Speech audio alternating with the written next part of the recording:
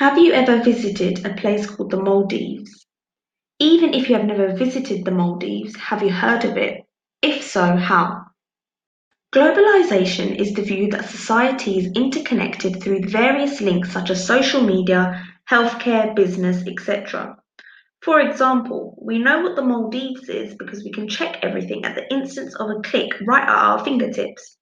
McDonald's is probably the biggest example of a globalized company before Apple. For the purpose of your A-level sociology exam, you need to be able to analyse ways in which globalisation has affected the following areas: family life, education, crime, and religious belief. Let's start with family through the lens of childhood and jobs. Some sociologists would argue that due to globalisation, many countries are now adopting a Western view of childhood. For example, in the UK, it is now the century of the child, which means there are laws and legislation introduced to protect the innocence of children. These laws are now being taken to the eastern parts of the world to combat child marriage and child soldiers. On top of this, family members are now travelling and working abroad. They are leaving their families in the UK to earn elsewhere. This back and forth is causing transnational identities. Majority of the time it is the male members of the family, the breadwinners, that take on jobs abroad, leaving their female counterparts to take on the dual burden and emotional support. On top of this, the feminization of migration means that women in third world countries are leaving their own children to look after children in the UK as a nanny. Finally, migration in and out with push and pull factors changes the makeup of the family. For example, Asian families having more generations living in them, helping in childcare, which means an increase in extended families in the UK. However, nuclear families, which start off in the UK, are moving abroad, meaning a decline in the number of nuclear families in the UK.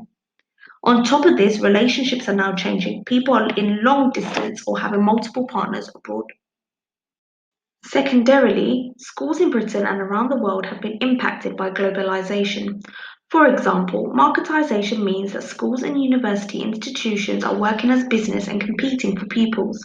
However, this competition has now transcended national borders and seeps into other countries.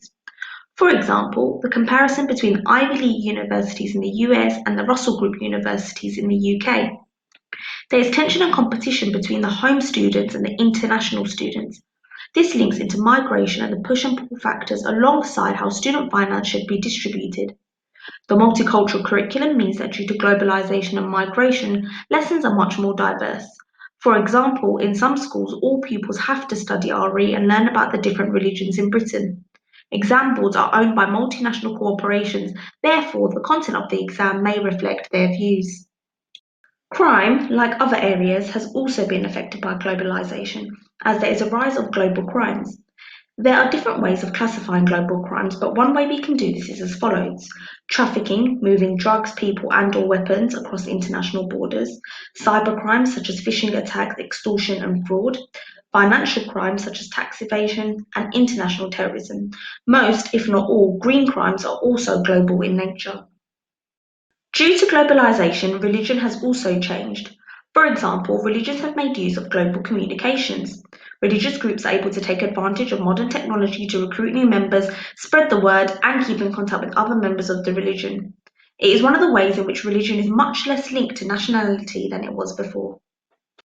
So, there you have it, globalization and its impact in under 5 minutes. How would you evaluate this for your AO2 and AO3 marks? Has the impact of globalization been exaggerated? Thanks for watching.